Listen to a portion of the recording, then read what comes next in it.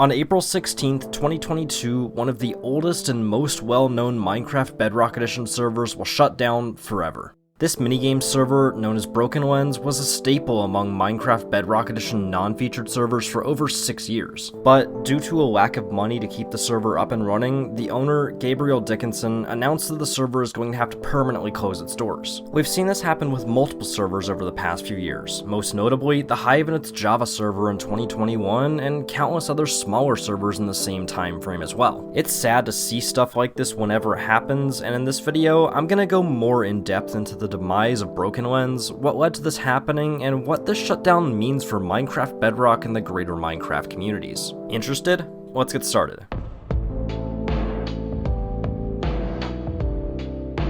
Alright, so if you've never played on BrokenLens before, well, you probably won't be able to for much longer after this video is published. In case you can't get onto the server or literally just watching this after the fact, here's a little rundown of what the server is, or was. BrokenLens released to what was then known as Minecraft Pocket Edition on January 14th, 2016. Remember that Windows 10 Edition and Bedrock for consoles wasn't even a thing yet and wouldn't be until December of 2016. At the start, the server had a few games ranging from TNT Run to Spleg to Skywars and a few other ones as well. According to the owner Gabriel, BrokenLens was an instant hit, gaining over 50,000 new players within the first week. Over time, it continued to grow and added more games like Cubecraft, Murder Mystery, and their own version of Mario Kart called Crazy Karts. Ultimately, they saw a lot of success, reaching concurrent player counts of almost 15,000 online at a time, and at the moment have over 12 million unique players that have checked out the server at some point or another. As you could probably tell though, this success didn't last forever. Let's talk about the forums post made by the BrokenLens owner on April 8th announcing the shutdown of the server. Like I mentioned at the beginning, a large part of the downfall of BrokenLens is attributed to a lack of funds. Gabriel mentions that there was a campaign in December of 2021 asking for people to purchase ranks and support the server in any way that they could, and that kept the server running for a little bit longer, but ultimately it wasn't enough. He even goes on to say that he used some of his own money to keep the server running for a little while longer, but obviously that's not sustainable unless things massively turn around, which, as you can tell, unfortunately didn't happen. He says that this is in part due to BrokenLens never being able to become a featured server, citing unfair competition and that Minecraft chooses which servers succeed and which servers fail. He thinks that this contributed to BrokenLens' decline for a long time, and I'll discuss this later in the video. Either way, it's clear to see that things likely would have been quite a lot different if BrokenLens had got the opportunity to become a featured server. Finally, it's also said that running BrokenLens took a big toll on Gabriel, from burnout to not being able to find developers and just the fact that the server had been on a big decline for a long while. Ultimately, he decided that it was time to pull the plug on the server and announced that on April 16th at 11:59 Eastern Time, BrokenLens would be shut down for good.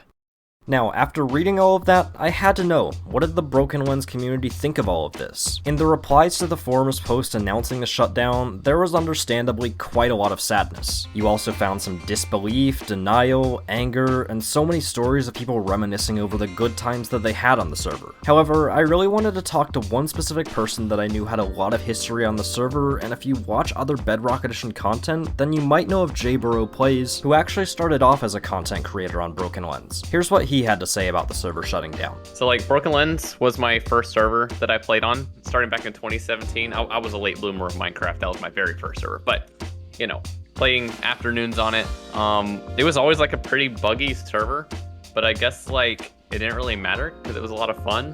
When I heard it was shutting down, it didn't surprise me, but at the same time, kind of made me briefly think about how I used to play it so much. And it's man, it's kind of sad because I don't know, in a way, BrokenLens used to be my Hive until I kind of drifted away from it as it kind of worsened over time. So seeing it shut down, it is sad to see, but it was also pretty much expected. But I'm definitely grateful for the good times I had on there, for sure. Now honestly, I think that most BrokenLens players can share this same sentiment. Obviously, being sad that the server is shutting down, but also for the most part, not being very surprised either. I feel like most people could see the writing on the wall and knew that this had been coming for a while. Now once again, the forums post that I discussed earlier was from the point of view of Gabriel, the owner of BrokenLens. However, the actual state of the server in the past few months tells a bit of a different story, which is the one that people had seen coming. When I was live streaming on BrokenLens back in November of 2021, there was a former staff member in chat talking about some of their experiences in the past with the server. Now keep in mind that this is the experience of only one person, but it's still pretty eye-opening to look at. They said that there was next to no communication between moderators and higher-up staff, and that quite a lot of the moderation team left as a result of that. Following this, the amount of people cheating on the server increased, and the so-called anti-cheat that they had didn't do much either, which I can verify with my own experience in that same livestream.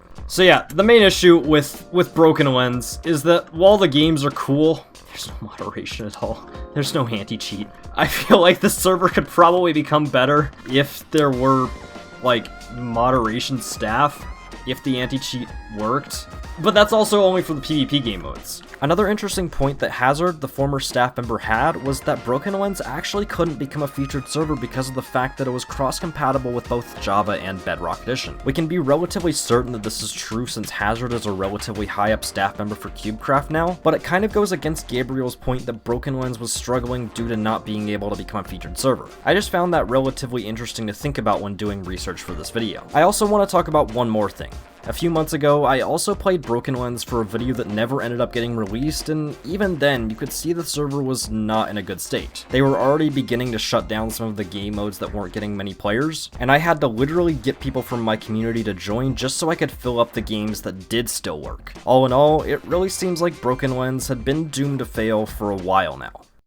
Let's take a step back though, and talk about what this means for the entire Bedrock Edition server community. Obviously, it's a really sad sight when you see one of the oldest servers in the Bedrock Edition community shut down. I say it's one of the oldest because it was around when we were still on Minecraft Pocket Edition, and it was one of the more popular servers when everything switched to Bedrock Edition. While I personally didn't play on it all that much, I can still respect the fact that it's part of Minecraft Bedrock Edition history. But it goes deeper than that. While the owners claim to not being able to be a Bedrock Edition featured server was debunked by the fact that they have both Bedrock and Java crossplay on their server, I do still think it's valid to say that it's really hard to be a Bedrock Edition server and stay afloat if you're not featured. I mean, who would you rather be backed financially by? A couple of kids with their mom's credit cards or some data harvesting billionaires? Yes, it's really hard to compete, but I also don't think featured servers are anti-competitive either, like Gabriel says in the forums post. On a somewhat related note, I also think that BrokenLens might have been trying to do a little bit too much, and that's what stretched them too thin. I mean, how many times have we said it at this point? They had a Bedrock and a Java server that they were trying to maintain for crossplay both at the same time. And if you take a walk in their hub, you'll still probably come across new game modes after 2 or 3 minutes of walking. They've just got so much stuff, and I feel like it cost them so much time and money that it eventually led to their downfall in some form or another. We've seen examples in the past of this, like Mineplex on their Java server and even their Bedrock server to an extent, just having so much stuff that it's hard to maintain it all. I have a prediction though, and it's not all that good. I predict that this type of stuff is going to continue happening to non-featured Bedrock Edition servers. I can't tell you which ones this will happen to, but running Minecraft servers and especially starting them from the ground up is just so difficult. Obviously, every server has a chance to fail, but that chance is so much more likely if you're a non-featured server, and unless you make it to a Hypixel level, it's almost destined to happen at some point. But let's take a hypothetical.